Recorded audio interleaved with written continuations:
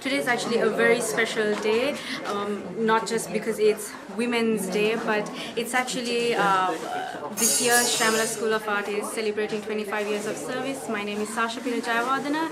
I am the Vice Principal of Shyamala School of Art as well as Director Programs of Unity Mission Trust and a visiting lecturer in design at Edith Cowan University. So how am I a part of this? We are part of a very interesting group of committed ladies who really want to see change in Sri Lanka, because we're tired of having conversations and not really seeing change implemented in terms of really safeguarding women and girls across Sri Lanka and doing actionable things and doing things on the ground at grassroots across Sri Lanka to make sure that our girls and our women thrive across Sri Lanka. Shyamala School of Art has been running for 25 years, serving families and communities and children in education. Unity Mission Trust has been working at grassroots for 18 years, and we have realized one truth, that when girls thrive, when women thrive, Sri Lanka thrives. When women-led businesses thrive, Sri Lanka prospers and thrives. So it's not only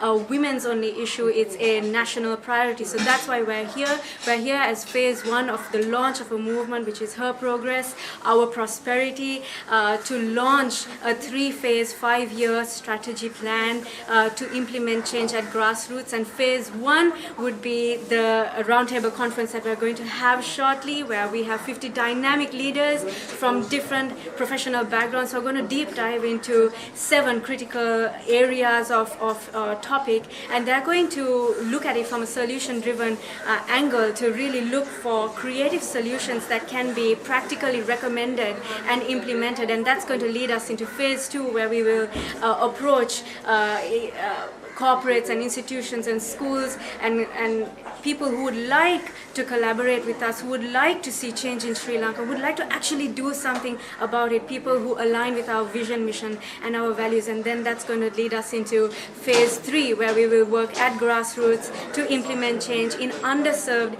areas, not just in Colombo, because usually Women's Day is an urban conversation, but we realize and we recognize that there are communities out of Colombo, across Sri Lanka, that need our support as well, need your support as well. So that's what we're here for. It's a very special day, it's a very special evening, and we're looking forward to some very critical solutions that are going to come forward as a message, and that's going to be signed as a declaration by the 50 ladies who are here, as a message from women of Sri Lanka to the people of Sri Lanka, as something of priority, not just, once again, a women's only issue, but a national priority. Hi, my name is Zahara Ansari and I represent Cambridge University Press and Assessment. I am extremely delighted to be here today and be a part of this movement. Women's Day does not stop with the 8th of March. There is actually so much more to it, and I am looking forward to being a part of this movement and making a visible, credible change happen, not just for the women in Sri Lanka, but women across the world. Thank you. Hi, good afternoon. My name is Pramila Paulraj. I work for Pearson as the Market Growth Officer for Pearson in South Asia.